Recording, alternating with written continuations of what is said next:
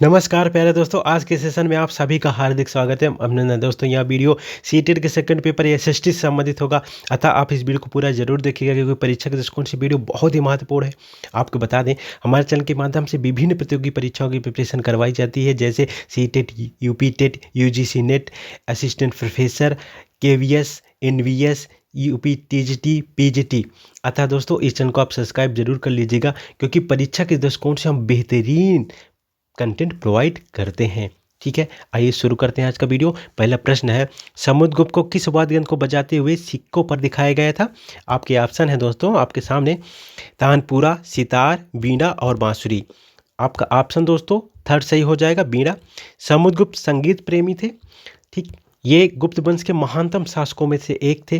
दोस्तों, गुप्त वंश के जो संस्थापक थे उनका नाम था श्रीगुप्त। ठीक है, क्या नाम था उनका? श्रीगुप्त। लेकिन गुप्त वंश के जो वास्तविक संस्थापक थे उनका नाम था चंद्रगुप्त। क्या नाम था? चंद्रगुप्त। और चंद्रगुप्त प्रथम ही नाम था उनका। चंद्रगुप्त प्रथम के ही सुपुत्र थे समुद्रगुप्त। दोस्तों, चंद्रगुप्त प्रथम के पुत्र थे। ठीक है, इन्हें भारत का नेपोलियन भी कहा जाता था, विसेंट स्मिथ। ठीक है, विसेंट स्मिथ ने दोस्तों समुद्रगुप्त को भारत का नेपोलियन कहा था। ठीक है दोस्तों, इन्होंने ठीक है दक्षिणावर्त के 12 राजाओं को और आर्यावर्त के 9 राजाओं को पराजित किया था। ठीक, इनका एक स्तंभ लेख है जिसका नाम है प्रयाग प्रशस्ति। क्या नाम है? प्रयाग प्रशस्ति। ठीक है, और जिसके लेखक हैं दोस्तों, इस प्रयाग प्रशस्ति के लेखक हैं जिनका नाम है हरिसेन। ये तथ्य एग्जाम में पूछे जाते हैं। ठीक है दोस्तों, और जो गुप्त संवत थी दोस्तों, जब गुप्त वंश स्टार्ट होता है उस ये 319 ईसा पूर्व है दोस्तों। ठीक है, गुप्त संवत क्या है दोस्तों? 319 ईसा पूर्व। ये सारे तथ्य एग्जाम में पूछे जाते हैं, आप याद रखिएगा। आगे बढ़ते हैं। क्वेश्चन है दोस्तों, ए बी सी कथनों को पढ़ें और सही उत्तर का चयन कीजिए। लगभग 200 सालों के भीतर मगध सबसे महत्वपूर्ण जनपद क्यों बन गया? कई नदियां जैसे गंगा, सोन मगध से होकर बहती थीं। मगध का एक हिस्सा जंगलों से भरा था। इस क्षेत्र में लौह अयस्क की खदानें थीं। आपका ऑप्शन है दोस्तों आपके सामने, ए में है ए बी, और जो बी है वो बी सी है, और जो थर्ड है सी ए है, और जो लास्ट है दोस्तों आपका उसमें ए बी सी तीनों है। तो आपका जो फोर्थ ऑप्शन है दोस्तों यही सही हो जाएगा। ठीक है, आपका फोर्थ ऑप्शन सही हो जाएगा, यानी ये तीनों तथ्य सही हैं मगध से संबंधित। ठीक है, मगध जो है 2 वर्षों के भीतर सबसे महत्वपूर्ण जनपद इसलिए बन गया क्योंकि इस समय गंगा सोन मगध से होकर बहती थी।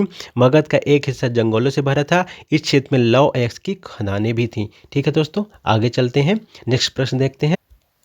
प्रश्न है, कथनों ए आर को पढ़ें और सही विकल्प चुनें। अभी कथन यानी कथन है पहला, ए रोमन साम्राज्य ने दक्षिण भारत में व्यापार किया। कारण आर है, दक्षिण भारत में रोमन के सिक्के, ठीक है, दक्षिण भारत में रोमन सोने के सिक्के, ठीक है, मिले हैं। रोमन सोने के सिक्के मिले हैं, ये आपके कथन और कारण है। आपके ऑप्शन हैं, पहला ऑप्शन है ए आर दोनों सही हैं तथा आर सही व्याख्या है ए की। ठीक, सेकेंड ऑप्शन है ए आर दोनों सही हैं परंतु आर सही व्याख्या नहीं है ए की। ठीक, और थर्ड ऑप्शन है आपका ए सही है परंतु आर गलत है।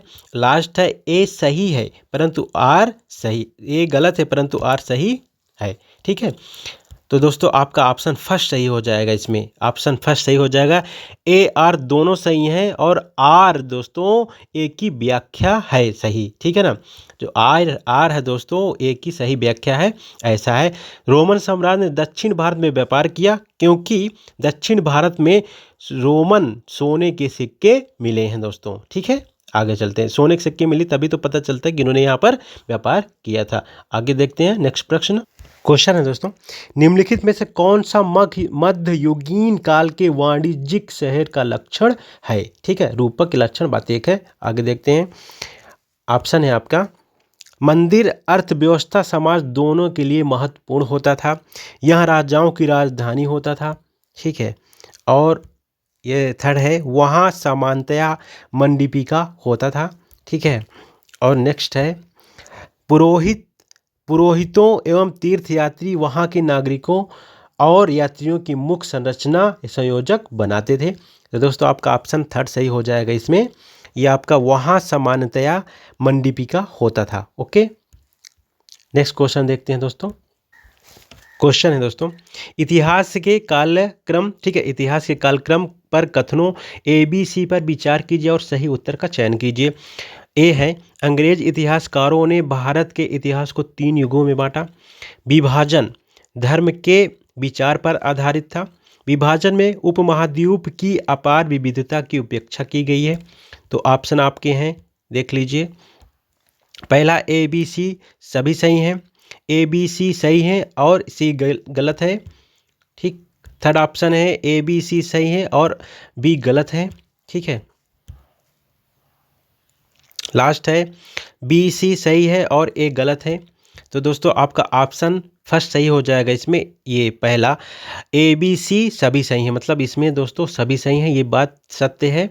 ठीक है, उस देखिए अंग्रेज इतिहासकारों ने भारत के इतिहास को 3 युगों में बांटा था। ठीक है, विभाजन जो धर्म के आधार पर ही हुआ था। विभाजन में उपमहाद्वीप, ठीक है, की अपार विविधता की उपेक्षा की गई थी, ये भी सच बात है। आगे चलते हैं। क्वेश्चन है दोस्तों, बंजारों, ठीक है, बंजारों के संदर्भ में AB कथनों पर विचार कीजिए और सही उत्तर का चयन कीजिए। बंजारे लोग सबसे महत्वपूर्ण व्यापारी खानाबदोश थे। अलाउद्दीन खिलजी ने बंजारों से नगर के बाजारों, ठीक है, बाजारों तक अन्न को पहुंचाने का काम करवाया था। ठीक है, अलाउद्दीन खिलजी ने दोस्तों बंजारों से नगर के बाजारों तक अन्न को पहुंचाने का काम करवाया था।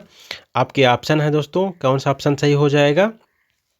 देखिए AB दोनों गलत हैं, A सही है, B गलत है, A गलत है, B सही है और लास्ट ऑप्शन है AB दोनों सही हैं। तो क्या ऑप्शन सही हो जाएगा दोस्तों? दोस्तों आपका ऑप्शन 4 सही हो जाएगा, यानी AB दोनों सही हैं। इसमें इस कथन में दोस्तों दोनों सही हैं। देखिए यहाँ पर जो लिखा हुआ है, बंजारे लोग सबसे महत्वपूर्ण व्यापारी खानाबदोश होते ही थे बंजारे, ठीक है, इधर उधर रहते थे।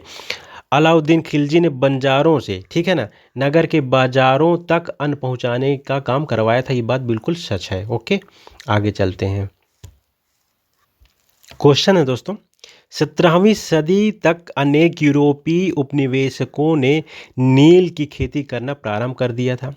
इस संदर्भ में निम्न का जोड़ी मिलान करें। ठीक है, जोड़ी का मिलान करना है। देखिए फ्रांसीसी दिया, ब्राज़ील दिया, पुर्तगाली, जमैका, अंग्रेजी, वेनेजुला, स्पेनिश, कैरिबियाई द्वीप दिया है। तो दोस्तों आपका ऑप्शन सही हो जाएगा, फर्स्ट ऑप्शन ही सही है इसमें, A का 4 हो जाएगा। देखिए यही ऑप्शन सही है, पहला ही ऑप्शन सही था इसमें।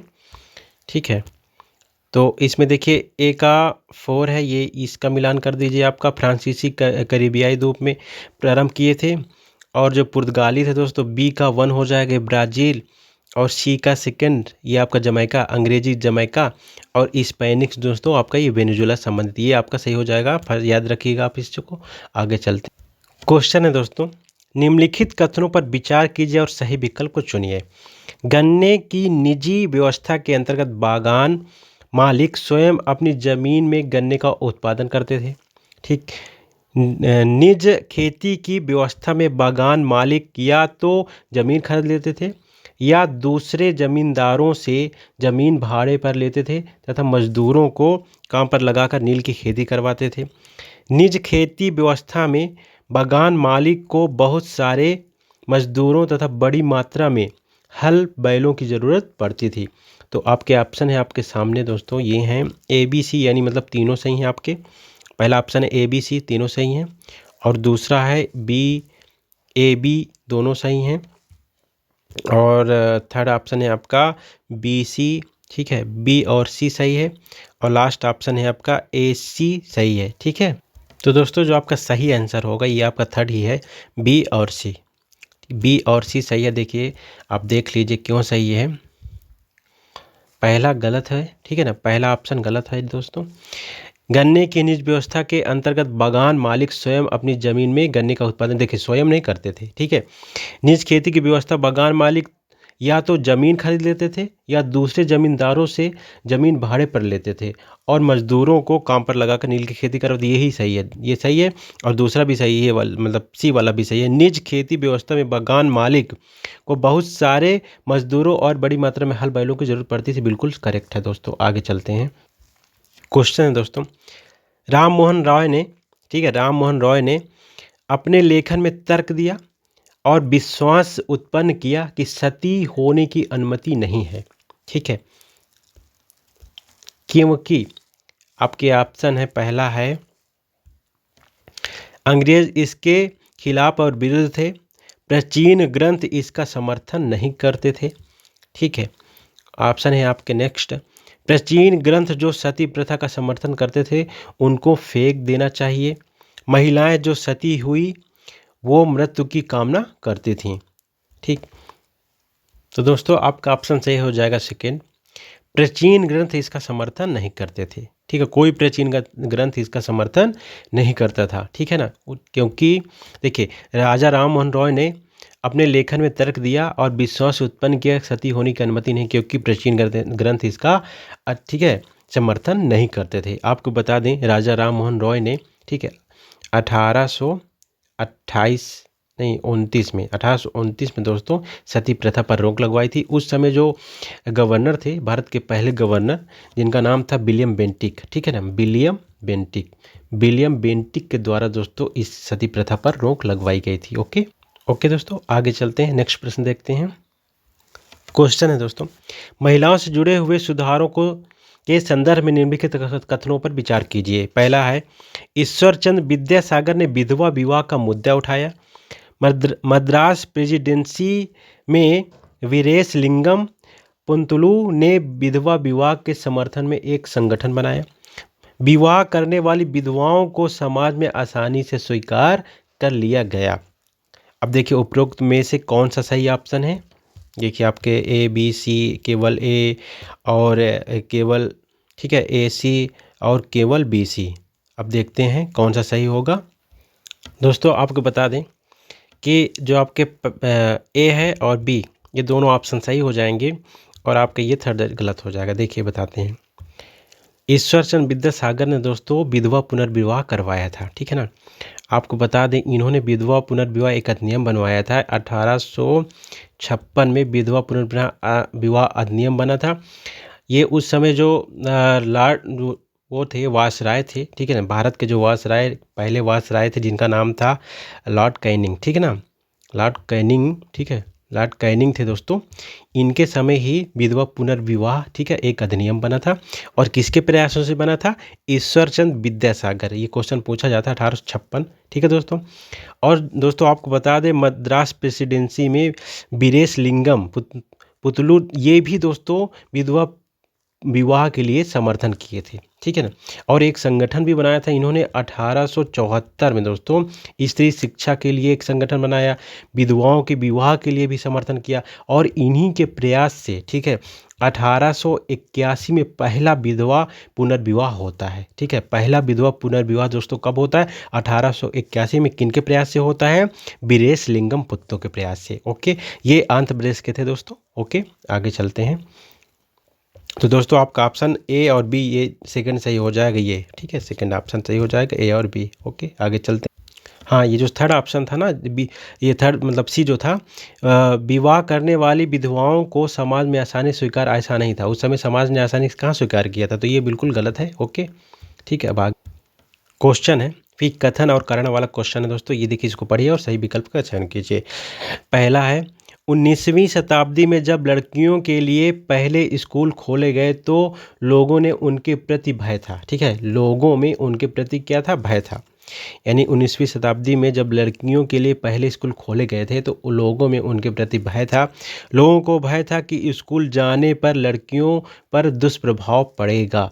ठीक है, आपके ऑप्शन हैं ए आर दोनों सही हैं और आर सही व्याख्या करता है एक ही, तो ऑप्शन आपका यही सही हो जाएगा दोस्तों। देखिए ये बिल्कुल सच है। आपको भी पता होगा कि जब स्कूल खुले थे, ठीक है ना, 19वीं शताब्दी में लड़कियों के लिए जब पहले स्कूल खोले गए थे तो लोगों में एक तरह का भय था। ठीक है, लोगों को भय था कि कारण ये भी है, कारण क्यों है, भय क्यों था कि स्कूल जाने पर लड़कियों पर दुष्प्रभाव पड़ेगा। ठीक है, ये चीज़। ओके, आगे चलते हैं। क्योंकि उस समय का जो समाज था, ठीक है ना, वो समाज इतना ज़्यादा विकसित नहीं हुआ था कि वो मतलब जो, और देखिए स्त्रियों के मामले में स्त्रियों को उस समय स्वतंत्रता भी नहीं थी कि मतलब जैसे कि पुरुष के समान वो हर चीज़ में भाग ले सके, ऐसी स्वतंत्रता उस समय स्त्रियों को नहीं थी। ठीक है ना, आगे चलते हैं। क्वेश्चन है, भारत में ब्रिटिश राज के संदर्भ में निम्न कथनों पर विचार करें और सही विकल्प को चुनें। मध्यमार्गियों ने मांग की कि सिविल सेवा परीक्षा भारत में आयोजित की जाए। ठीक है, उनकी यह महत्वपूर्ण मांग थी कि सरकार में भारतीय भी ऊंचे पद प्राप्त करें। ठीक है, सरकार में भारतीय भी ऊंचे पद प्राप्त करें। दोस्तों आपके ऑप्शन दोनों सही हो जाएंगे, यानी मतलब ये पहला ऑप्शन सही हो जाएगा। ए आर दोनों सही हैं और आर की सही ए व्याख्या भी करता है। देखो कैसे, देखो मध्य मार्गियों ने ये मांग की थी सिविल सेवा परीक्षा भारत में आयोजित की जाए। देखिए पहली भारत में जो सिविल सेवा परीक्षा आयोजित की गई थी वो 1922 में की गई थी। इसके पहले दोस्तों आपको बता दें जो सत्येंद्र नाथ टैगोर थे, ठीक है ना, सत्येंद्र नाथ उनका नाम था दोस्तों, जिन्होंने भारत के जो थे इन्होंने पहली सिविल सेवा परीक्षा पास की थी। ठीक है, उस समय सिविल सेवा परीक्षा इंग्लैंड में आयोजित होती थी, तो उन्होंने 1863 में, ठीक है, 1863 में पहले भारतीय थे जिन्होंने सिविल सेवा परीक्षा पास की थी, सत्येंद्र नाथ टैगोर, आप याद रखिएगा। और देखिए 1922 से भारत में सिविल सेवा परीक्षा आयोजित होने लगी थी। तो मध्यमार्गी थे, ठीक है ना, उन्होंने ऐसी मांग की थी। अब ऐसी मांग क्यों की थी? क्योंकि दोस्तों महत्वपूर्ण मांग थी कि सरकार में, ठीक है, सरकार में भारतीय भी जो है ऊंचे पद प्राप्त करें, यानी जो उस समय की सरकार थी, अंग्रेजी सरकार थी, उसमें भी भारतीय ऊंचे पद पर प्राप्त करें, इसलिए ऐसा उन्होंने किया था। आगे चल दोस्तों क्वेश्चन है, रॉलेट एक्ट सत्याग्रह के विषय में वक्तव्यों पर विचार करें और सही विकल्प चुनें। पहला ऑप्शन है, मतलब ए है पहला, रॉलेट एक्ट पुलिस की शक्तियां बढ़ाई गईं और लोगों के अधिकार कुचल दिए गए। मोहम्मद अली जिन्ना, महात्मा गांधी, अन्य सभी का तर्क था कि सरकार को लोगों की मूल स्वतंत्रता सीमित करने का कोई अधिकार नहीं है। ठीक है, सीमित करने का कोई अधिकार नहीं है। यद्यपि हिंदू और मुस्लिम रॉलेट एक्ट के विरोध में थे, फिर भी रॉलेट एक्ट सत्याग्रह अंग्रेजों के विरोध में राष्ट्रव्यापी संघर्ष नहीं बन सका। ठीक है, तो आपके ऑप्शन दोस्तों इसमें सही हो जाएगा ए और बी। ठीक है, अब देखिए क्यों। देखिए रोलेट एक्ट क्या था? एक काला कानून था जो अंग्रेजों के द्वारा बनाया गया था। ये दोस्तों मार्च 1999 में, सॉरी 1919 में, 1919 वो, ठीक है, 99 नहीं, याद रखिएगा 1919 की बात हो रही है दोस्तों। ठीक है, मार्च 1919 में दोस्तों रोलेट एक्ट बनाया गया था। दोस्तों ये ऐसा कानून था जिसमें एक बिना अपील, बिना दलील, बिना वकील के लोगों को पकड़ लिया जाता था, कोई सुनवाई नहीं होती थी। और ये क्यों बनाया गया था? क्योंकि जब उस समय आंदोलन चल रहे थे, आंदोलन को कुचलने के लिए, ठीक है ना, जो आंदोलन उस समय काफ़ी सक्रिय हो गए थे, उसको कुचलने के लिए अंग्रेजी सरकार ने ऐसा कानून बनाया था। और इस कानून का बहुत ज़्यादा विरोध हुआ और इसी कानून के तहत, ठीक है दोस्तों, अमृतसर के दो व्यक्ति जो मतलब सामाजिक कार्यकर्ता थे, ठीक है, उनको पकड़ लिया गया था, जिनका नाम था सैफुद्दीन किचलू। ठीक है, एक किचलू थे, एक सतपाल थे, किचलू और एक सतपाल थे दोस्तों।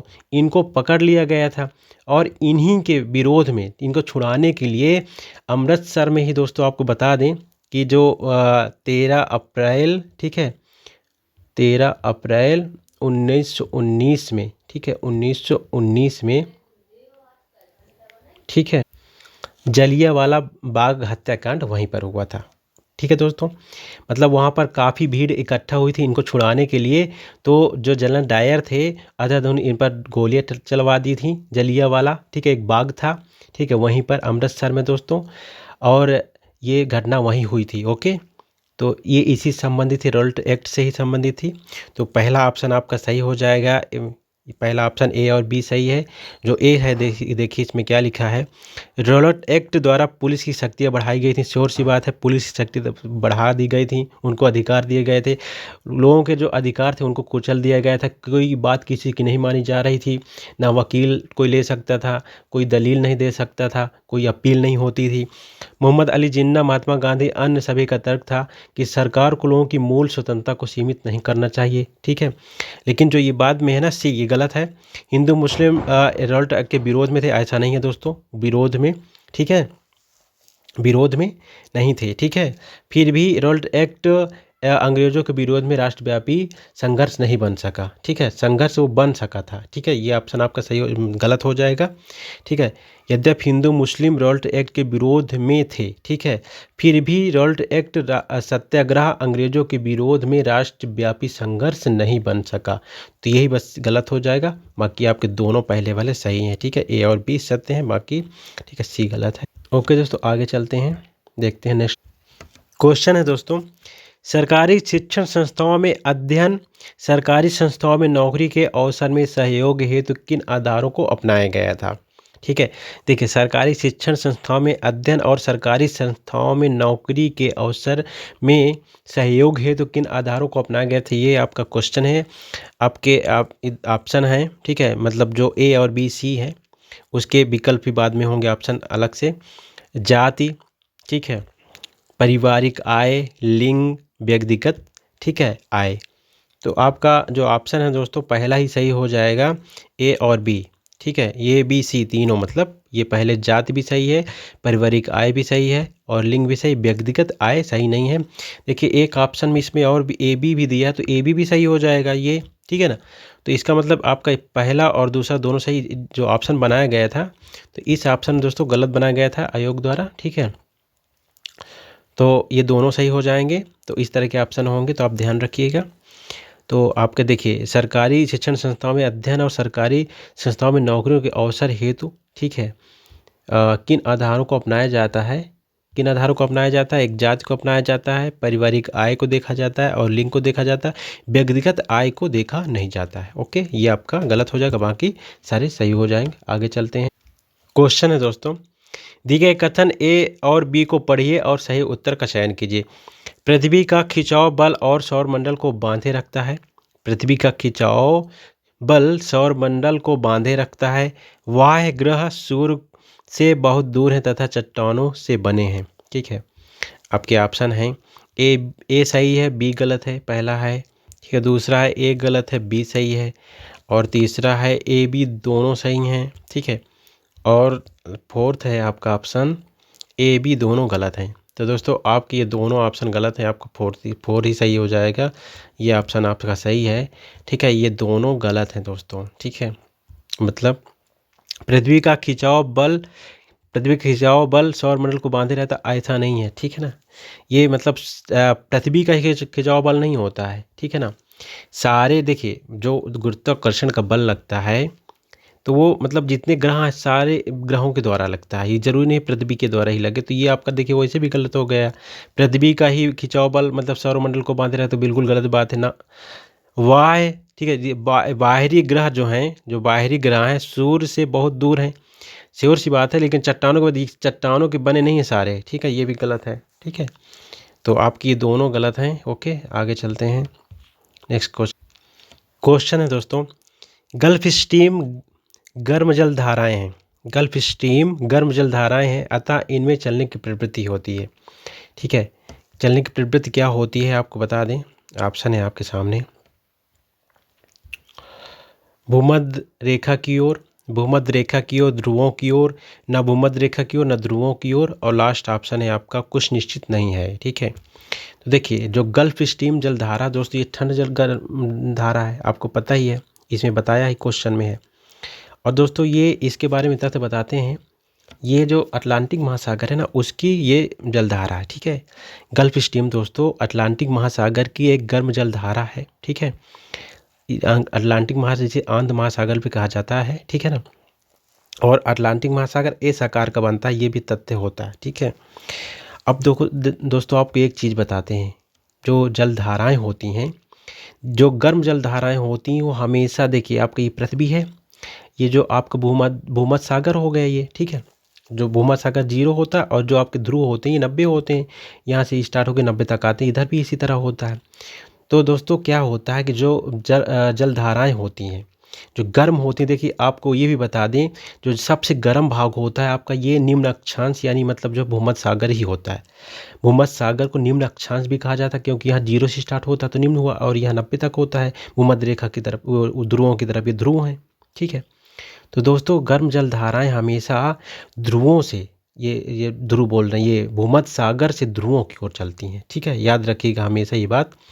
गर्म जलधाराएं हमेशा निम्न, ठीक है, निम्न अक्षांश से उच्च अक्षांश की ओर चलती हैं। निम्न अक्षांश कौन सा हुआ? भूमध्य सागर। निम्न अक्षांश से उच्च अक्षांश की ओर चलती हैं दोस्तों गर्म जलधाराएं, ये बात हमेशा। और उच्च अक्षांश आपकी ध्रुव हो गए, ये जो ध्रुव है दोनों, देखिए ये दक्षिण ध्रुव या उत्तर ध्रुव। ओके।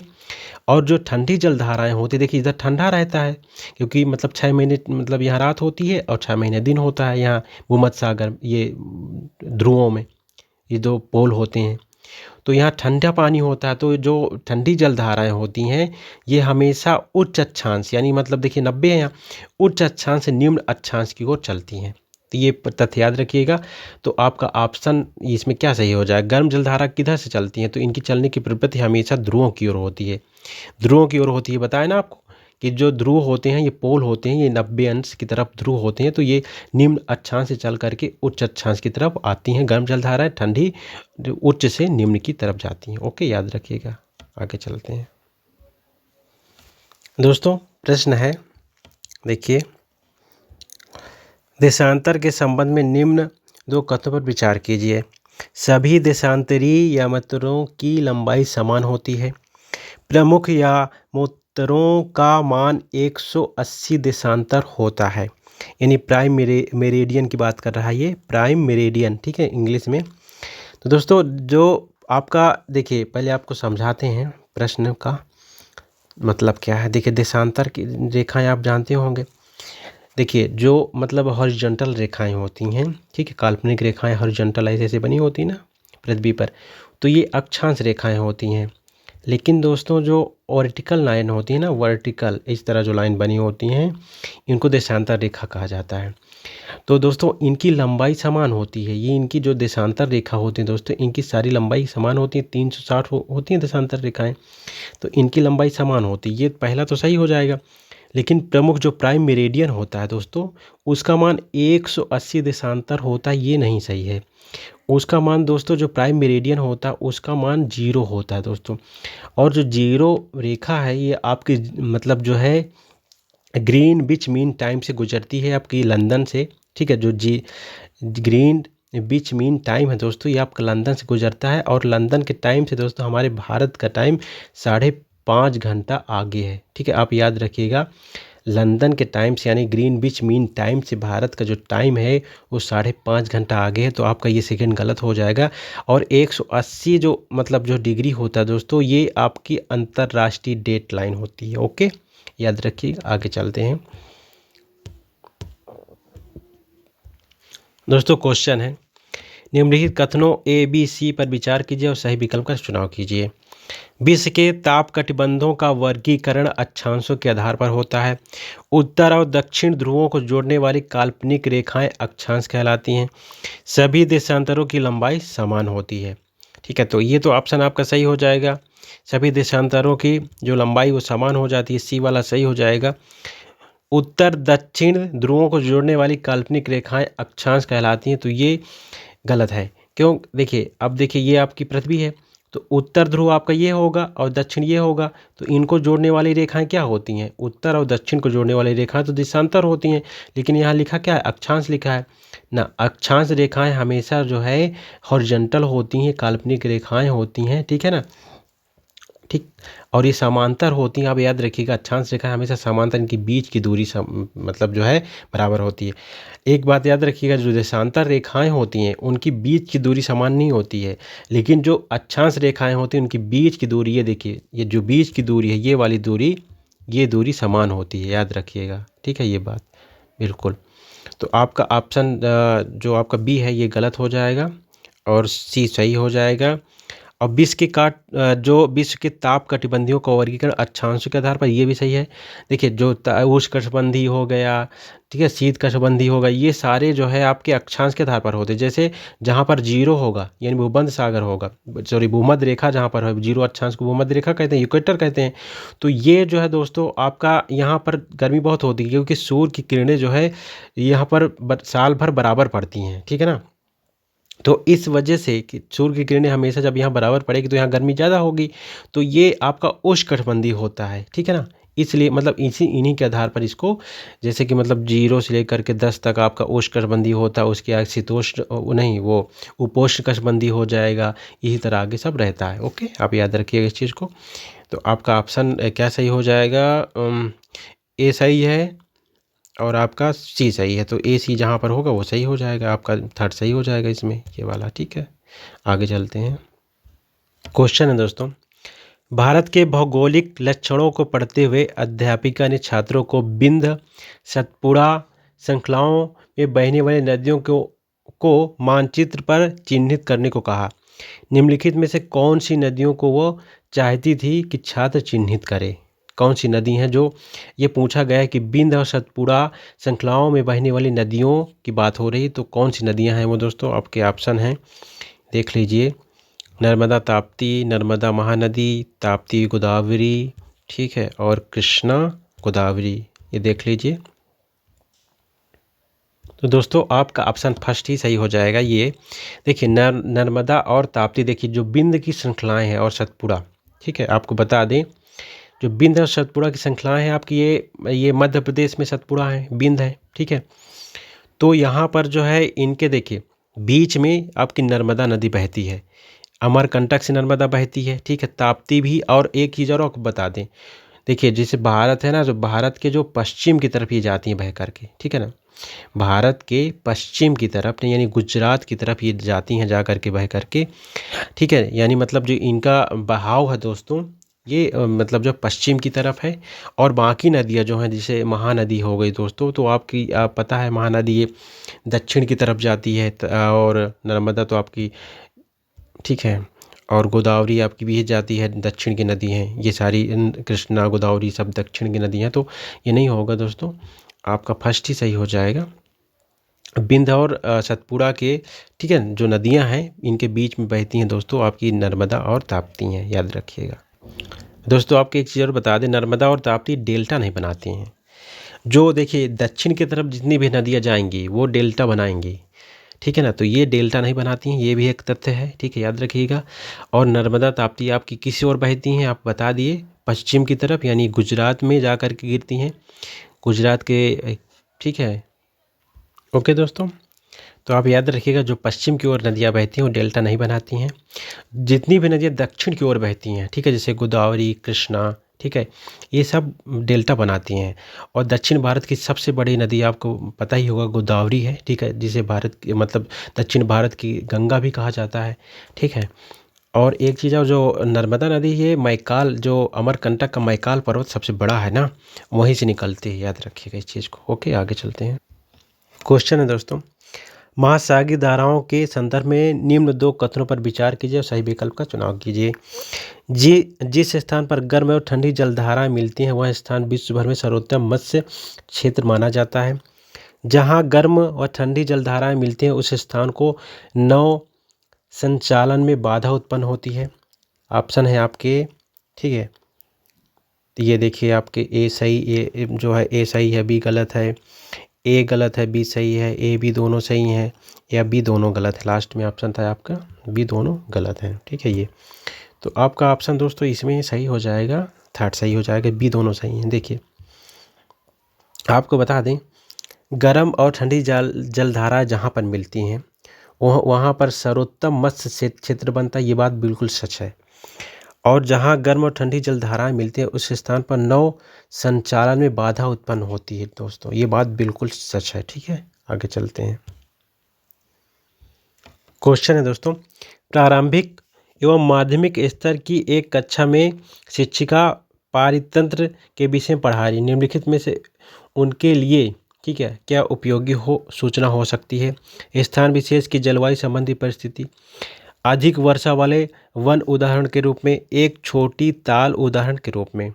तो आपका ऑप्शन है ये देखिए, ए बी सही है, बी सी, ए सी और तीनों, ये लास्ट में जो है सभी ए बी सी सब सही, तो यही ऑप्शन आपका सही हो जाएगा, तीनों सही हैं, ठीक है। देखिए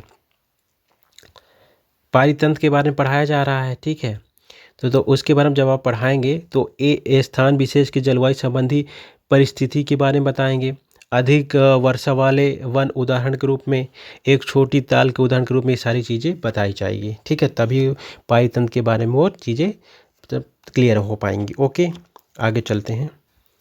ओके दोस्तों, आपको बता दें पाई तंत्र क्या होता है। पाई तंत्र में क्या होता है, जो समस्त जीव जंतु होते हैं। ठीक है, पाई तंत्र का मतलब इंग्लिश में होता है इकोसिस्टम। ठीक है, इकोसिस्टम। तो इसके अंतर्गत क्या होता है दोस्तों, समस्त जीव जंतु आपस में अंतरक्रिया करते हैं। जैसे कि मतलब इसमें जो घटक होते हैं, दो प्रकार के घटक होते हैं, जैविक अजैविक। ठीक है, तो वो एक दूसरे से अंतर संबंधित होते हैं। ठीक है, ये चीज़ होता है। तो उसमें अगर देखिए जलवायु विशेष के संबंध के बारे में बताएंगी, अधिक वर्षा वाले, यानी सारी चीज़ें, ये पारितंत्र ही तो है, इकोसिस्टम ही तो है अपना। ओके, आगे चलते हैं। नेक्स्ट क्वेश्चन है दोस्तों, निम्न कथनों पर देखिए, निम्न कथनों पर विचार कीजिए और असही विकल्प का चुनाव कीजिए। ए है, आर्द्रता महासागरों पर सबसे अधिक और महाद्वीपों के ऊपर सबसे कम पाई जाती है।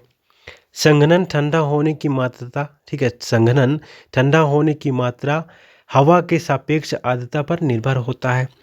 जेट हवाई जहाज के पीछे सफ़ेद पथ इंजन से निकली नमी होती है जो संघित, ठीक है ना, क्या लिखा है इसमें देखिए, संघनित हो जाती है। ठीक है, अब देखिए आपके ऑप्शन में है, देख लीजिए क्या सही होगा। ए बी दोनों सही हैं, बी सी दोनों सही हैं, ए सी दोनों सही हैं, के लास्ट में है ए बी सी तीनों सही हैं। ठीक है, तो आपको बता दें दोस्तों, ये आपका लास्ट वाला ही सही हो जाएगा। ठीक है, ए बी और सी सही हैं। ठीक है, ये आपका सही हो जाएगा। देखते हैं क्यों। देखिए इसमें लिखा हुआ था पहले, जो आर्द्रता महासागरों पर सबसे अधिक होती, श्योर सी बात है कि ह्यूमिडिटी जो होती है, नमी, वो महासागरों पर सबसे अधिक और महाद्वीपों के ऊपर सबसे कम पाई जाती, श्योर है, पहला सही हो गया। जो संघनन होता है, ठीक है ना, संघनन ठंडा होने की मात्रा, ठीक है, हवा के सापेक्ष आर्द्रता पर निर्भर करता है, श्योर सी बात है, ये भी सही हो जाएगा। संघनन क्या होता है, ठीक है ना, संघनन में दोस्तों देखिए, जो द्रव होता है वो गैस का रूपांतरण होता है। यानी मतलब ये कि गैस जो है दोस्तों आपकी द्रव में बदल जाती है। ठीक, यानी मतलब पानी में, वर्षा भी तो एक तरह का संघनन है। ठीक, तो संघनन ठंडा होने की मात्रा, ठीक है, हवा के सापेक्ष आर्द्रता, संघनन की जो मात्रा होती है दोस्तों हवा के सापेक्ष आर्द्रता पर भी निर्भर करती है। श्योर सी बात है, आर्द्रता मतलब नमी, और संघनन का मतलब यही होता है कि जो आपकी गैस है, ठीक है ना, हवा है, ठीक है ना, वो जब मतलब जो है आपका द्रव बनने लगती है, यानी ठंडा हो करके वो द्रव बन जाती है, तो यही संघनन होता है। ओके, जेट हवाई जहाज के पीछे सफ़ेद पथ इंजन से निकली नमी होती है, ठीक है, जो संघनित हो जाती है। हाँ, ये भी सही है। जेट हवाई जहाज आप जानते हो जो सर्वाधिक तेज उड़ते हैं। ठीक है, आगे चलते हैं। क्वेश्चन है, वायुदाब के संबंध में निम्न कथनों का, ठीक है, वायुदाब के संबंध में निम्न कथनों में कौन सा कथन सही है। आपके ऑप्शन हैं, पहला, समुद्र स्तर पर वायुदाब सबसे कम होता है, ऊंचाई पर जाने पर वायुदाब घटता है।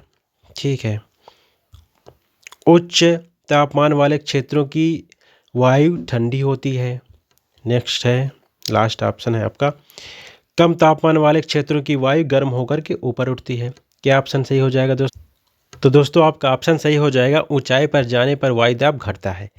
सेकेंड ऑप्शन सही हो जाएगा, ऊंचाई पर जाने पर वायुदाब घटता, इसीलिए सलाह दी जाती है जब मतलब कोई पर्वतारोही होता है, जब ऊपर जाता है तो वो गैस लेकर के जाता है, ठीक है ना, गैस, इसी वजह से, क्योंकि वायुदाब वहाँ पर घटता है। ओके, आप इसको हमेशा याद रखिएगा। ओके, आगे चलते हैं, नेक्स्ट क्वेश्चन देखते हैं। क्वेश्चन है, निम्नलिखित कथनों ए बी सी पर विचार कीजिए और सही विकल्प का चुनाव कीजिए। ए है, मानव बस्तियां इस बात को दर्शाती हैं कि किस प्रकार मानव ने अपने वातावरण को अपने अनुकूल बनाया है। एक आदर्श बसाव स्थान के चुनाव में प्राकृतिक दशाओं का योगदान नहीं है। केवल जब मनुष्य फसलें उगाना प्रारंभ किया तब उनके लिए स्थायी घर बनाना आवश्यक हो गया। ठीक है, ऑप्शन क्या सही होगा आपका? देखिए ऑप्शन में है, ए सही है, ए बी मतलब पहला है ए बी दोनों सही है, कि बी सी सही है, कि ए सी सही है, कि मतलब लास्ट में 4 है, सी सही है।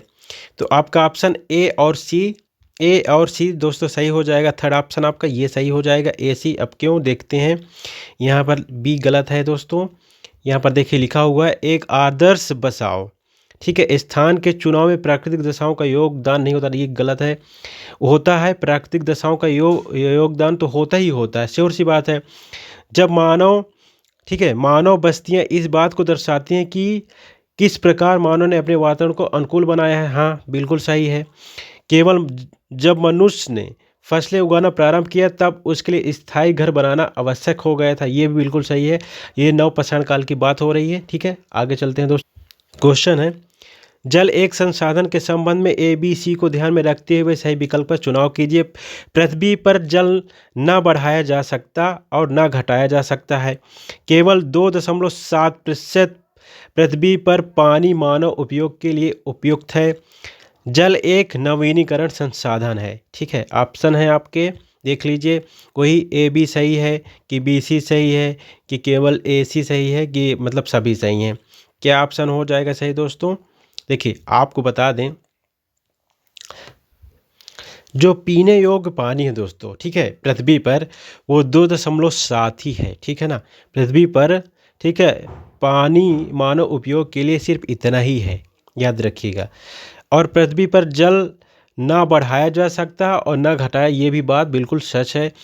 जल एक नवीनीकरण संसाधन है, ठीक है। इसका उपयोग किए, देखिए नवीनीकरण क्या होता है, जिसका मतलब उपयोग आप कर सको, यानी जैसे कि मतलब एक बार उपयोग करने के बाद फिर दोबारा उसका उपयोग कर सको, ठीक है, तो वो नवीनीकरण संसाधन होता है।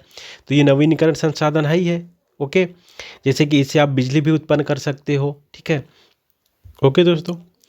तो आपको बता दें, नवीनीकरण संसाधन में जैसे आपका सौर हो गया, सौर ऊर्जा हो गई, पवन ऊर्जा हो गया, जिसका मतलब किसी माध्यम के द्वारा हम दोबारा उपयोग कर सकते हैं, यानी उसको उत्पन्न किया जा सकता है, ठीक है, जल को, ठीक है ना, किसी मतलब यंत्र के द्वारा मतलब जो है उत्पन्न किया जा, जैसे सौर ऊर्जा है, सौर ऊर्जा का हम उपयोग किसी दूसरे माध्यम के लिए कर सकते हैं, बार बार उसका उपयोग कर सकते हैं। जल का इसी तरह बार बार उपयोग किया जा सकता है, ओके। आगे देखते हैं। क्वेश्चन है, प्रारंभिक स्तर पर एक शिक्षिका अपनी कक्षा में खनिजों के बारे में चर्चा करना चाहती है। निम्न में से कौन, ठीक है, से उदाहरण को उन्हें अपनी कक्षा में प्रयोग में लाना चाहिए। कौन से उदाहरण, किन उदाहरणों को अपनी कक्षा में प्रयोग में लाना चाहिए? तो तांबा हो गया, अभ्रक हो गया, नमक हो गया, चूना पत्थर होगा, ठीक है। सही विकल्प का चयन कीजिए। अब देखिए इसमें सही विकल्प अभी है और आगे बताना है आपको। ए बी सही है कि मतलब जो है कि ए बी सी तीनों सही हैं कि ए बी डी सही है कि, और सभी सही हैं, मतलब ए बी सी डी, ये सारे ऑप्शन हैं। तो देखिए आप पहले क्वेश्चन को एक बार और पढ़ते हैं, समझ लीजिए।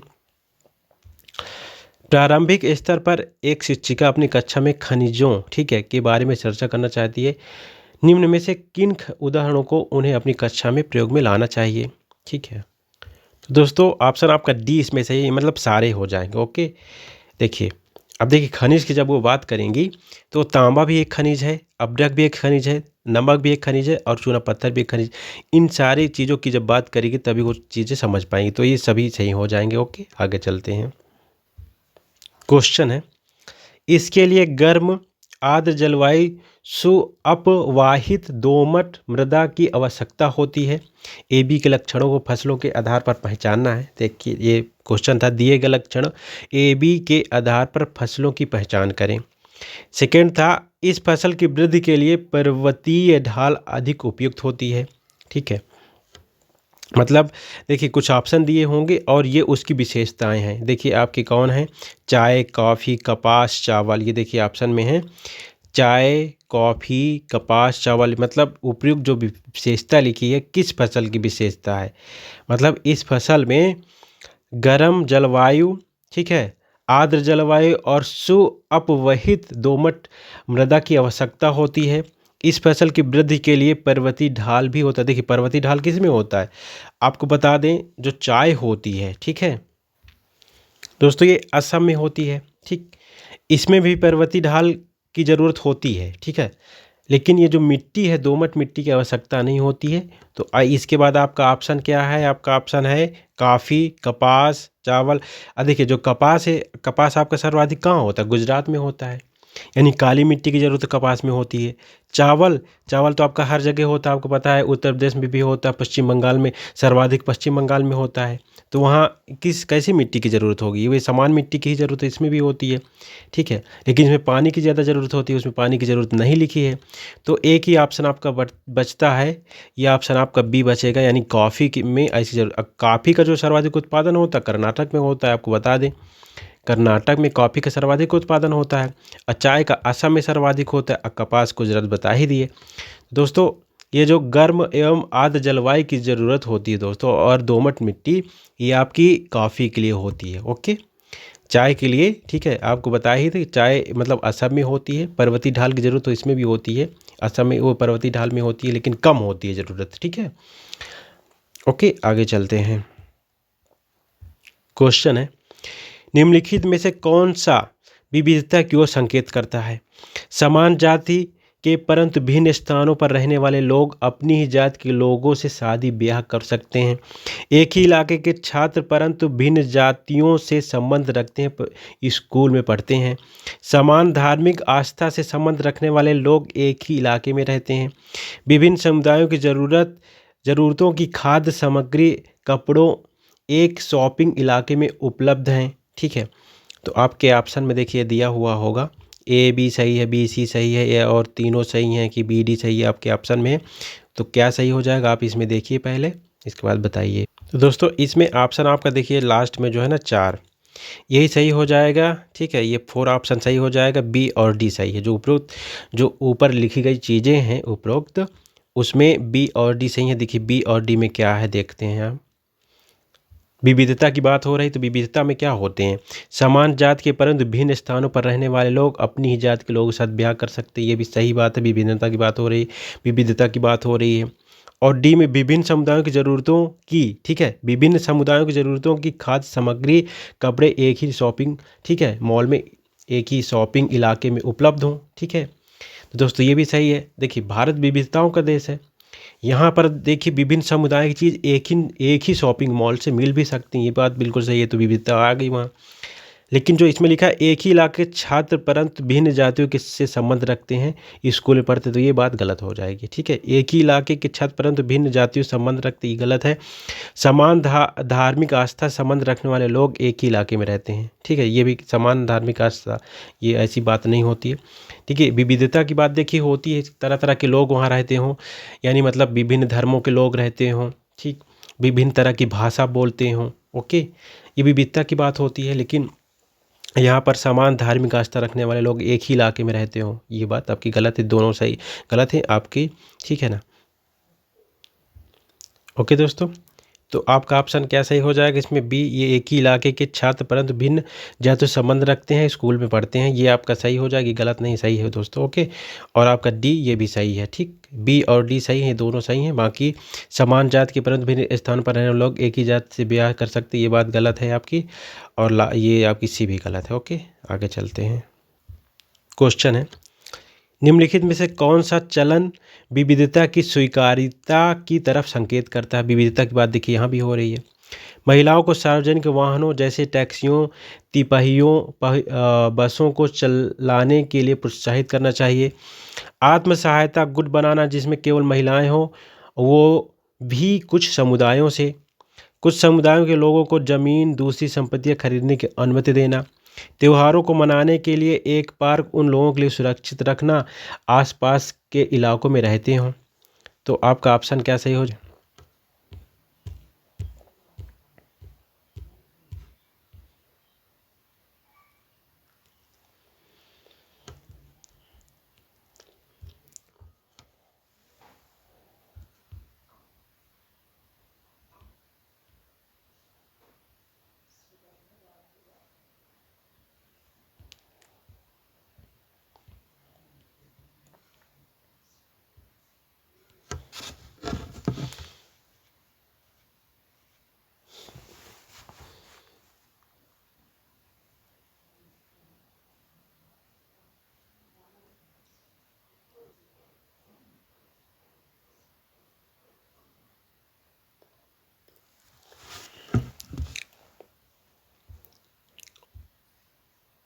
ओके, अब देखिए ये दोस्तों आपका पहला ऑप्शन था भारतीय संसद, राज्य विधानमंडल, जिला पंचायत, ठीक। और लास्ट में आपका ग्राम पंचायत है। तो आपका ये जो ग्राम पंचायत है दोस्तों, इसी संबंधित है, मनरेगा से संबंधित आपका ग्राम पंचायत है, आपको पता ही है ये बात। ग्राम पंचायत आपके अनुच्छेद 40 में है, आपको पता है, महात्मा गांधी ने इसकी संस्तुति दी थी, ठीक है।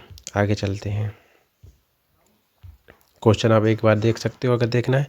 महात्मा गांधी राष्ट्रीय ग्रामीण रोजगार गारंटी अधिनियम 2000, ठीक है, 9 के अनुसार ग्रामीण क्षेत्रों में रोजगार के अवसरों को पहचानने और उत्पन्न करने का दायित्व किसका है? ग्रामीण क्षेत्रों की बात हो रही तो वो ग्राम पंचायत की हो जाएगा। ओके, आगे चलते हैं।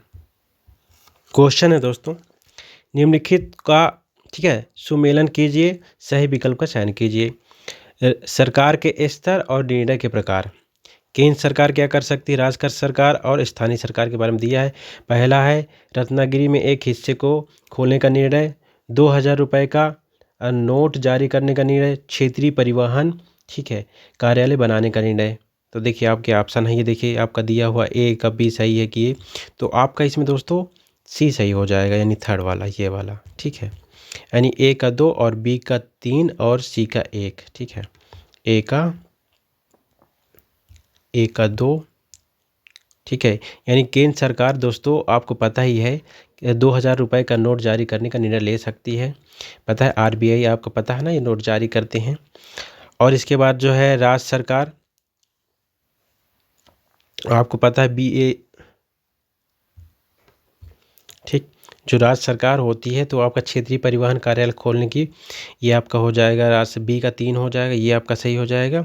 और स्थानीय सी का ए सही हो जाएगा, ठीक है। रत्नागिरी में एक हिस्से को खोलने का निर्णय, एक हिस्से खोलने का निर्णय स्थानीय सरकार ही ले सकती है, ठीक है। रत्नागिरी की बात हो रही है, यानी किसी एक मतलब जगह की बात हो रही है। देखिए आपका सी में ही सही था ना, सी का ए सही है, देखिए ये देखिए सी का ए। ओके, आगे चलते हैं। क्वेश्चन है, आकस्मिक रोजगार से क्या अभिप्राय है? आकस्मिक रोजगार से क्या अभिप्राय है? तो आपके ऑप्शन है मजदूरों को वर्दी न दे करके औपचारिक वस्त्रों में काम पर बुलाना, ठीक है। मजदूरों को अपनी इच्छा अनुरूप काम पर आना, ठीक है। आगे है नियुक्तिकर्ता द्वारा ज़रूरत के अनुरूप मजदूरों को काम पर बुलाना। नेक्स्ट है मजदूरों को तय पूर्ण खास अवधि के लिए रोजगार दिया जाना। क्या हो जाएगा दोस्तों? आकस्मिक, ठीक है। रोजगार का मतलब क्या है? तो ऑप्शन दोस्तों आपका ये सही हो जाएगा, नियुक्तिकर्ता द्वारा ज़रूरत के अनुरूप मजदूरों को बुलाना। ज़रूरत के अनुरूप मजदूरों को बुलाना यही आकस्मिक रोजगार, ठीक है। जो आकस्मिक रोजगार है दोस्तों, इसका मतलब क्या है? ज़रूरत के हिसाब से, ठीक है, मजदूरों को बुलाना आकस्मिक रोजगार हो गया। ओके, ये आपका इससे तात्पर्य होता है। क्वेश्चन है, वस्त्र व्यापार में निम्नलिखित में से कौन सा सबसे अधिक लाभ कमाएगा? वे व्यापारी जो बुनकरों को सूत उपलब्ध कराते हैं, ठीक। सेकेंड है बहुराष्ट्रीय कंपनी, बुनकर, और लास्ट में है आपका बुनकर सहकारी संस्थाएं। तो आपका ऑप्शन सेकेंड दोस्तों सही हो जाएगा। बहुराष्ट्रीय कंपनियां जो होती हैं, ठीक है ना, सबसे अधिक लाभ कमाती हैं। वस्त्र व्यापार में ही कंपनियां सबसे अधिक लाभ कमाती हैं। बहुराष्ट्रीय कंपनी आप इनको जानते होंगे, बहुउद्देशीय कंपनियां जो होती हैं, ओके, मल्टीपल, ठीक है, जो फैक्ट्रियां होती हैं उनकी बात हो रही है। आगे चलते हैं। क्वेश्चन है, प्रजातंत्र की बुनियादी विशेषता क्या है? देखिए प्रजातंत्र तो आप जानते ही होंगे, ठीक है, जनता का जनता के लिए शासन। अब्राहम लिंकन ने ये बात कही थी सर्वप्रथम। तो देखिए पहली बात है असमानता, तो ये बिल्कुल गलत हो जाएगा। प्रजातंत्र में समानता स्वतंत्रता की बात होती है। खुला व्यापार, ये आपके पूंजीपति, ठीक है, जो वो होती है ना संस्था, उसकी बात होती है। अब देखिए समानता है आपका, तो समानता आपका सही हो जाएगा। और इसके बाद जो है उचित प्रतिबंध इसमें नहीं होते दोस्तों, ये आपका गलत हो जाएगा। प्रतिबंध की बात प्रजातंत्र में नहीं होती, स्वतंत्रता और समानता की बात होती है, बिल्कुल आप ध्यान रखिएगा। प्रजातंत्र में हमेशा स्वतंत्रता और समानता की बात होती है, समानता ऑप्शन हो जाएगा आपका थर्ड सही। आगे चलते हैं। क्वेश्चन है, निम्नलिखित में से कौन से मौलिक अधिकार का हनन होगा अगर जैन समुदाय के लोगों के एक समूह को जैन तीर्थंकरों की सीखों पर शिक्षा केंद्र खोलने की अनुमति नहीं दी जाती है? ठीक है, तो देखिए आपके यहाँ पर देखिए लिखे हुए हैं। पहला है आपका सांस्कृतिक शैक्षणिक अधिकारों का, ठीक है, अधिकार, धार्मिक स्वतंत्रता का अधिकार और समानता का अधिकार। देखिए आपको बता दें कि जो मौलिक अधिकार है पहले जब शुरुआत में अपने 7 मौलिक अधिकार थे, बाद में 44वें संविधान संशोधन के तहत संपत्ति के अधिकार को हटा दिया गया था। अब संपत्ति का अधिकार इस समय अनुच्छेद 300 का में एक कानूनी अधिकार बन गया है। तो इस समय कितने अधिकार बचे? 6 अधिकार बचे हैं। अब देखिए जो आपका समानता का अधिकार है ये आपका अनुच्छेद 14 से लेकर के 18 तक है, और स्वतंत्रता का अधिकार आपका 19 से लेकर के 22 तक है। फिर धार्मिक स्वतंत्रता का अधिकार ये आपका 23 और 24 में है, ठीक है। और सांस्कृतिक एवं शैक्षणिक अधिकारों का अधिकार ये आपका शायद 29 और 30 में है दोस्तों, ठीक है ना, ये अधिकार है। अब देखिए क्या बातें होती हैं इनमें, जब भी उसकी बात होती है, देखिए यहाँ पर बात क्या हो रही है कि जैसे कोई समुदाय विशेष है, जैन समुदाय है, कोई मतलब जो है वो शिक्षा केंद्र खोलने की अनुमति नहीं दी जाती, तो किस अधिकार को उल्लंघन हो जाएगा? तो आपका ये पहला अधिकार ये आपका हो जाएगा, ठीक, पहला अधिकार ये आपका गलत हो जाए, मतलब यही इसी का हनन होगा।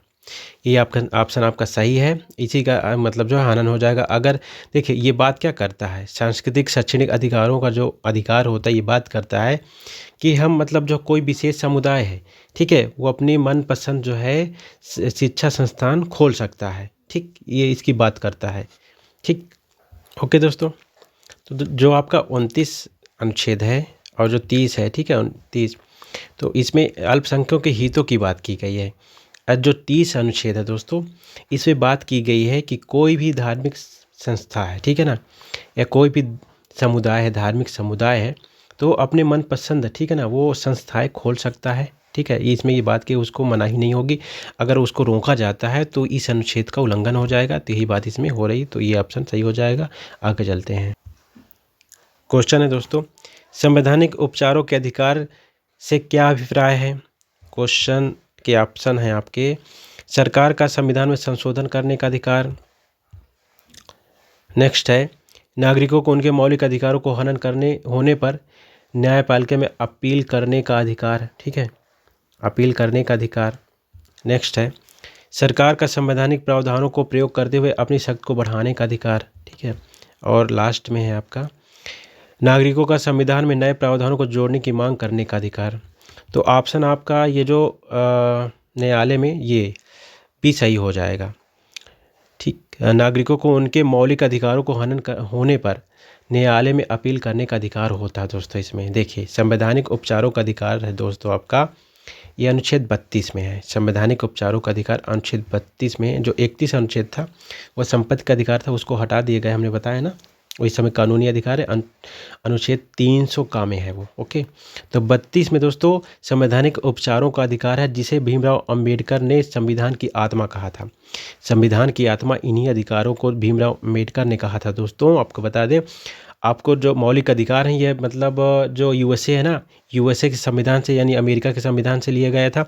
ये भाग जो है भारत के भाग 3 में है दोस्तों। मौलिक अधिकार भारत के भाग 3 में है, भाग 2 में नागरिकता है, भाग 4 में नीति निर्देशक तत्व हैं, और भाग 4 के क में आपके मौलिक कर्तव्य हैं, ठीक है। इनको आप याद रखिएगा, ये एग्जाम में पूछे जाते हैं, ओके।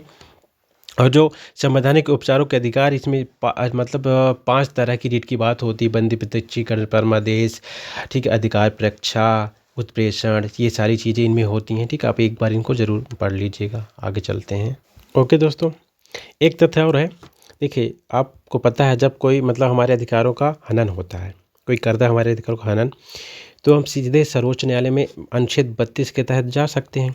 लेकिन 226 अनुच्छेद है, उसके तहत हम उच्च न्यायालय में भी जा सकते हैं। तो ये एक तथ्य पूछा जाता है, 132 के तहत सर्वोच्च न्यायालय में, ठीक है, सुप्रीम कोर्ट में जा सकते हैं, ठीक है। और जो हमारा 226 अनुच्छेद होता है उसके तहत हम हाई कोर्ट में जा सकते हैं, ठीक है ना। ये तथ्य आप याद रखिएगा, ओके। आगे चलते हैं।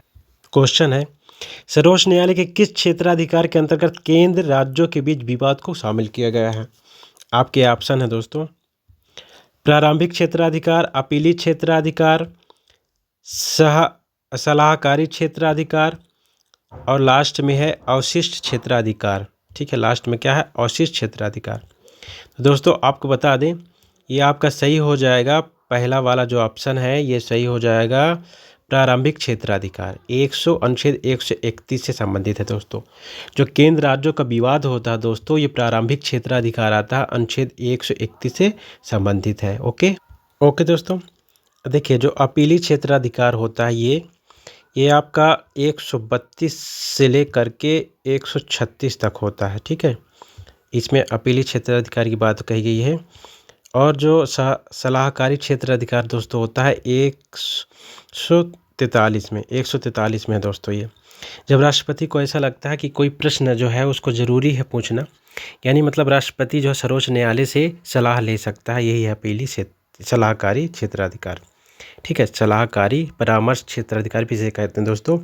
राष्ट्रपति को जब कोई मतलब प्रश्न ऐसा लगता है कि पूछना जरूरी सर्वोच्च न्यायालय से विधि का मतलब प्रश्न उठ रहा हो, ठीक है, कोई प्रॉब्लम आ गई हो जो मतलब जो सर्वोच्च न्यायालय से उसको मतलब जो है सलाह लेना जरूरी है, तो राष्ट्रपति सर्वोच्च न्यायालय से, ठीक है, 143 अनुच्छेद के तहत, ठीक है, सलाह ले सकता है। इसे सलाहकारी क्षेत्राधिकार कहा जाता है। ओके, और सर्वोच्च न्यायालय सलाह उसको देती है। ठीक, आगे चलते हैं। क्वेश्चन है दोस्तों, इतिहास में साम्राज्य वन, ठीक है, इसमें लिखा हुआ है इतिहास में साम्राज्य वन संसाधनों के लिए आदिवासियों पर निर्भर रहते थे। भी है आदिवासियों के पास वनों तक पहुंच का गहन ज्ञान और साथ ही साथ अधिकार वनों पर अधिकार, ठीक है, भी था, अधिकार भी था। सही विकल्प चुने तो आपका ऑप्शन ए ही सही हो जाएगा दोस्तों। इसका ऑप्शन ए सही हो जाएगा। ए आर दोनों सही हैं और आर सही व्याख्या करता है ए की सही व्याख्या करता है। यानी इतिहास में साम्राज्य, ठीक है, वन संसाधनों के लिए आदिवासियों पर निर्भर होते थे, श्योर सी बात है। आदिवासियों के पास वनों तक पहुंच का गहन ज्ञान, ठीक है, साथ ही साथ अधिकतर वनों पर अधिकार भी था, ठीक है, ये भी श्योर सी बात है। आदिवासियों पर वनों तक पहुंच का ज्ञान भी था, उनको ज्ञान था, आदिवासी थे तो वनों के बारे में जानते ही थे, साथ ही साथ अधिकार वनों पर, ठीक है, था उनका, ठीक है। ओके, आगे चल। क्वेश्चन है, निम्नलिखित कथनों पर विचार कीजिए और सही विकल्प का चयन कीजिए। अल्पसंख्यक शब्द इस्तेमाल ऐसे समुदायों के लिए किया जाता है जो संख्या की दृष्टि से बाकी आबादी के मुकाबले कम हो। अल्पसंख्यक शब्द केवल संख्या के सवाल तक ही सीमित नहीं बल्कि सत्ता, संसाधनों तक पहुंच आदि मुद्दे से जुड़े हुए हैं। तो आपके ऑप्शन है, देखिए ए बी दोनों सही हैं कि ए बी दोनों गलत हैं कि ए सही है बी गलत है, ये सब हैं। तो आपका ऑप्शन ए सही हो जाएगा इसमें, ठीक है। ए ऑप्शन ए बी दोनों सही हैं दोस्तों, ठीक है। देखिए ये तो पहला तो बिल्कुल सही है, आपको पता है अल्पसंख्यक का मतलब क्या होता है, आबादी में जो बहुत कम हो अल्पसंख्यक होते हैं। और दूसरा ये एक मतलब केवल शब्द तक ही सीमित नहीं है बल्कि सत्ता, संसाधनों तक की पहुंच की भी से जुड़ा है, ठीक है। इसका एक व्यापक अर्थ है। ओके, आगे चलते हैं। क्वेश्चन है, सबसे उचित विकल्प को लेते हुए वाक्य को पूरा करें। सामाजिक विज्ञान के शिक्षण में हम अंतर विषयक उपागम का प्रयोग करते हैं यह सुनिश्चित करने के लिए कि पाठ्यक्रम पूरा हो जाए। विषयगत सीमाओं के अंतर्गत अधिगम दशाएं निश्चित करने के लिए, विषयों के बीच अंतर संबंध, अंतः निर्भरता का निर्देशन करने के लिए, ठीक है। और ये है कक्षा को अधिक सजग और क्रियाशील बनाने के लिए। तो ये ऑप्शन गलत है आपका, ठीक है, बी सी ही सही हो जाएगा। विषयों के बीच अंतः संबंध और अंतः निर्भरता का निर्देशन करने के लिए, विषयों के बीच देखिए एक संबंध बनाया जाता है ना इसमें। ओके, आगे क्वेश्चन है दोस्तों, सामाजिक विज्ञान के बच्चों को प्रमुख रूप से तैयार करता है। सामाजिक विज्ञान बच्चों को प्रमुख रूप से तैयार करता है स्वतंत्र रूप से सोचने की क्षमता हेतु, अंधविश्वासों पर प्रश्न करने की क्षमता हेतु, लिंग पूर्वाग्रह और रूढ़वादियों की, ठीक, रूढ़ियों की बनी पूर्व समझ को तोड़ने की समझ बनाने हेतु, सामुदायिक नियमों और सामाजिक आचारों का पालन करने की क्षमता हेतु। क्या ऑप्शन सही हो जाएगा दोस्तों? तो दोस्तों आपके ए ये भी सही है, ये भी सही, ये भी सही है, ए बी सी सही है, लेकिन ये आपका लास्ट वाला गलत है, ठीक है। यानी पहला ऑप्शन सही है आपका ये, ठीक। आगे चल। क्वेश्चन है दोस्तों, किलपैट्रिक के अनुसार निम्नलिखित में से कौन सी शैक्षिक विधि लोकतंत्र की संकल्पनाओं के शिक्षण के लिए सर्वाधिक उपयुक्त है, ठीक है, सर्वोत्तम विधि है। दोस्तों आपकी परियोजना प्रोजेक्ट विधि, खेल विधि, समस्या समाधान विधि, ठीक है, और लास्ट में आपका खोजबीन विधि। तो आपको बता दें किलपैट्रिक ने दोस्तों ठीक है। किलपैट्रिक ने दोस्तों परियोजना यानी प्रोजेक्ट विधि का निर्माण किया था। यही मानते हैं कि जो लोकतंत्र की संकल्पनाओं के लिए शिक्षण के लिए सर्वोत्तम विधि दोस्तों यही है आपकी, ये सही हो जाएगा। ठीक है, आज के क्वेश्चन यहीं तक दोस्तों। नेक्स्ट वीडियो के साथ हम आपको मिलते हैं ऐसे ही बेहतरीन प्रश्नों के साथ। Thanks for watching this video. और जो भी भाई बहन हमारे नए हैं इस चैनल को सब्सक्राइब जरूर कर लेंगे। ओके।